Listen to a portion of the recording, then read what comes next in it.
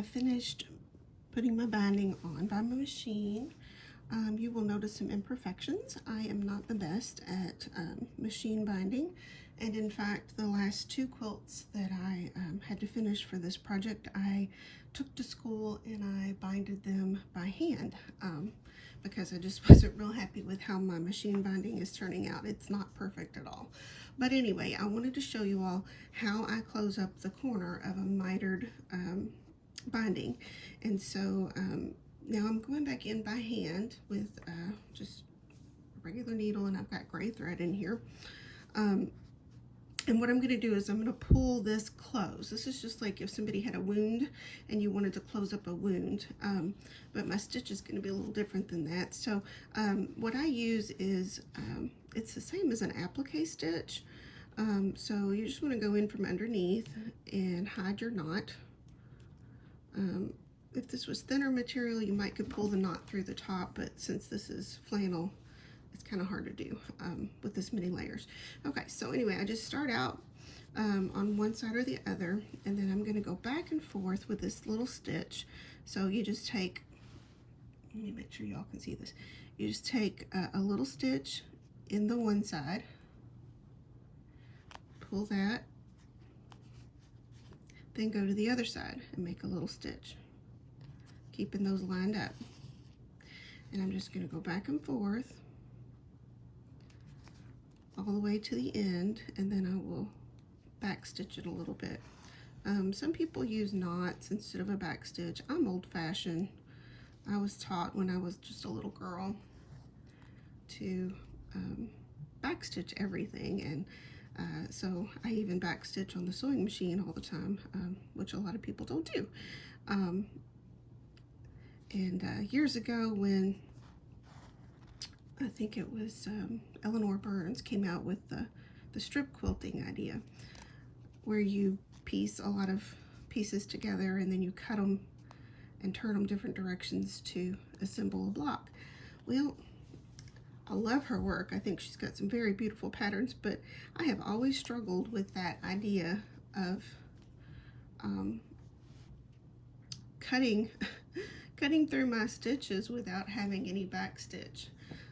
So I don't know if anybody else feels that way. Let me know in the comments if you do, but I struggle with that because I always wonder, is my quilt going to fall apart? But apparently they don't, because I have some friends who use that method and they have a lot of success with it. So sorry, I'm getting my thread on the wrong side of me here. So anyway, just a thought there. This is the last of 8 quilts. I did not make all 8. I had 2 helpers who each made some of the quilts, and that was Jennifer and Sarah, and I'm very grateful for their help because this was a huge project. 8 quilts in about 6 months' time. So that was a lot.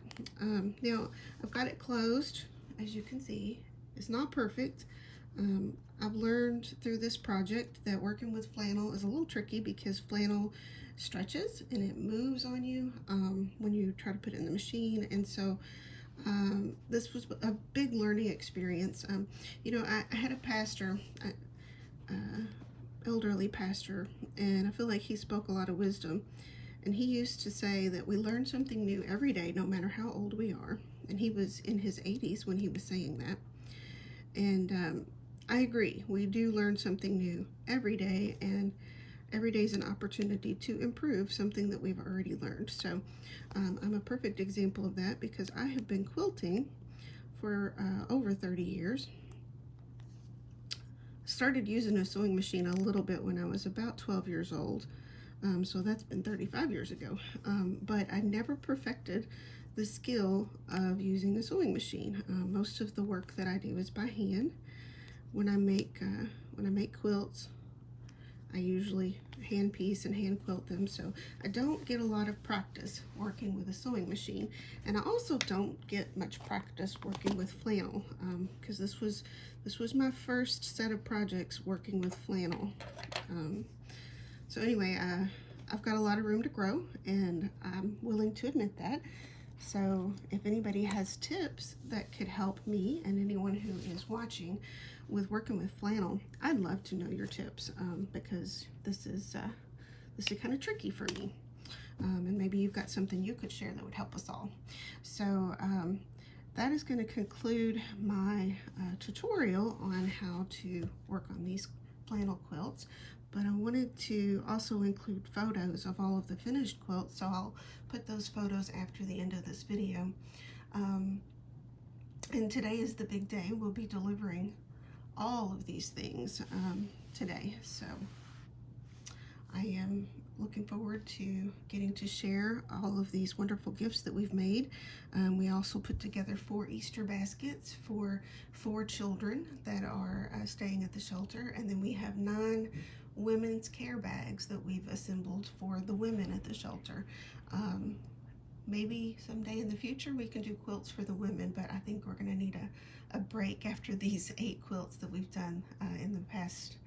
It's been a little more than 6 months. It's been almost a year now. So anyway, I hope that you learned something, enjoyed this video. Please like, subscribe, leave me comments. I'd like to hear from you, and enjoy the pictures of the finished projects. Thank you.